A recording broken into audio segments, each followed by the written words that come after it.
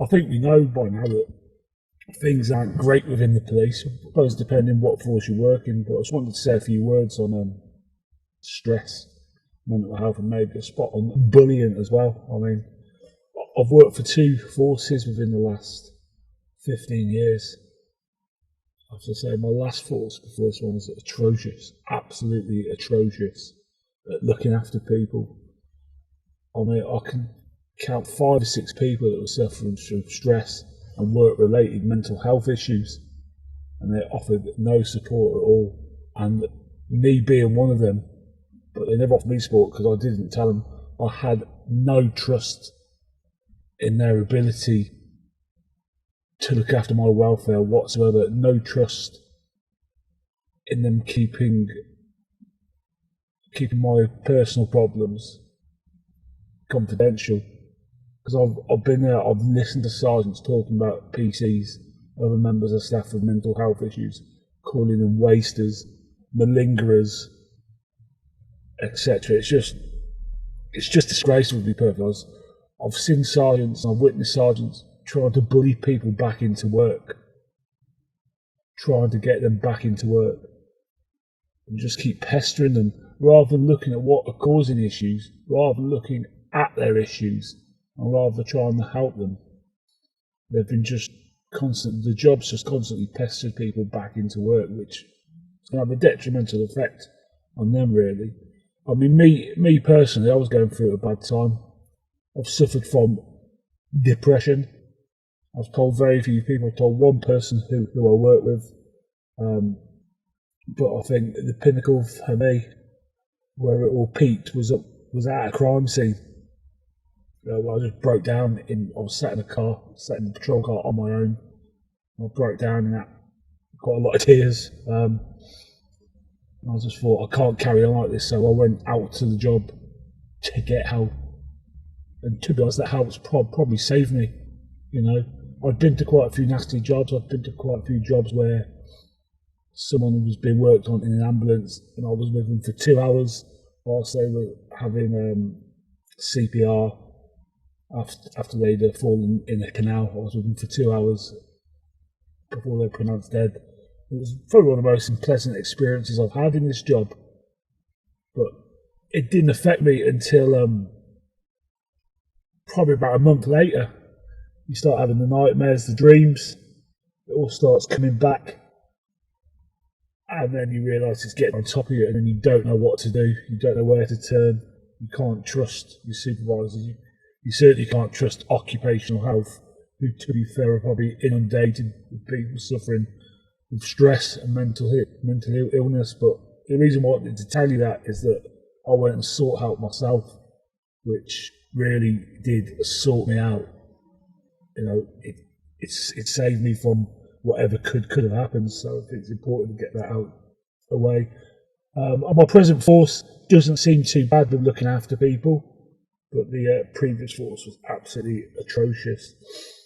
Now, on the subject of the cuts and the lack of staff, the reason why I said that is that I can see people suffering with stress now in my present force due to the lack of numbers, the increased amount of jobs that they have to take on, you know, and the sergeants are getting rid of jobs at quite an early stage. You know, some of the jobs which some of the low-level investigations, but now even that with Facebook, everything else, people's job lists are getting up to 15, 16, 17. You can see people getting stressed. I don't think the control room understand it either, that when you go to a job and you get sent, you pick up work. You don't just turn up and it goes away. You pick it up and it stays with you until it's dealt with in its entirety. I don't think the control room understand that whatsoever. You know, you can go arrest somebody, and whilst you're in custody, they're pestering you. Have you finished it? Have you dealt with it yet? You can deal with a burglary, and whilst you're taking the statements, they're pestering you over the radio for members of the public and the victims to hear. Oh, can you break from that? We've got an immediate. I don't think the control room understand that, to be perfectly honest. However, they do have quite a difficult job themselves, and like no doubt they they suffer with stress themselves. It's it's a situation I can see isn't going to get better. I can't see how it is going to get better. You've got officers going off to other units, and they're not being replaced, or they are being replaced, but they're being replaced with probationers who, obviously, because they're new to the job, it takes a lot of time. You know, you have to spend time explaining stuff, explaining the processes, so they get a good level of knowledge early on in their career.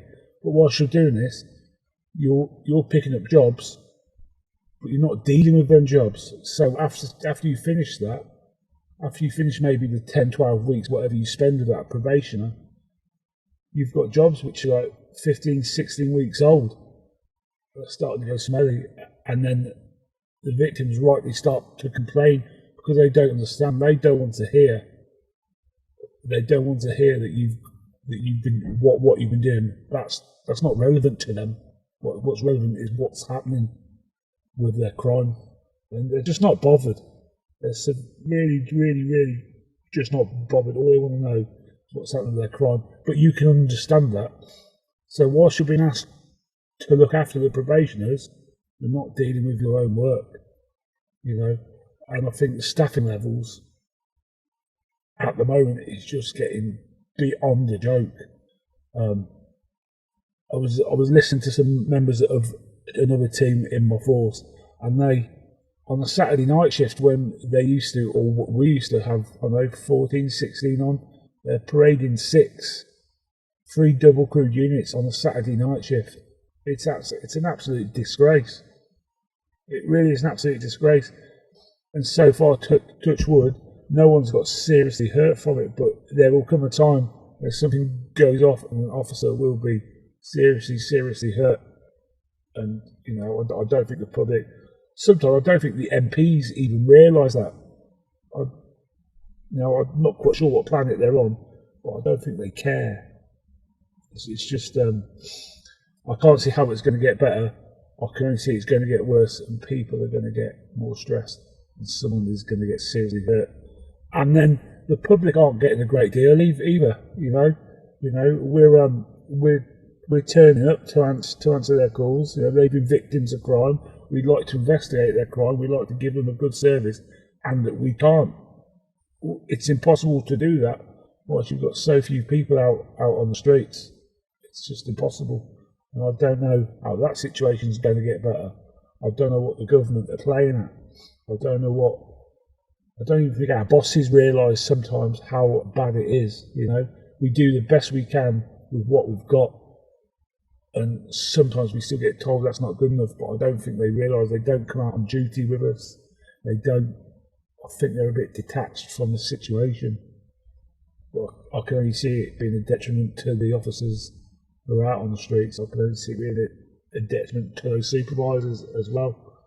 They'll have to supervise those officers. I don't know.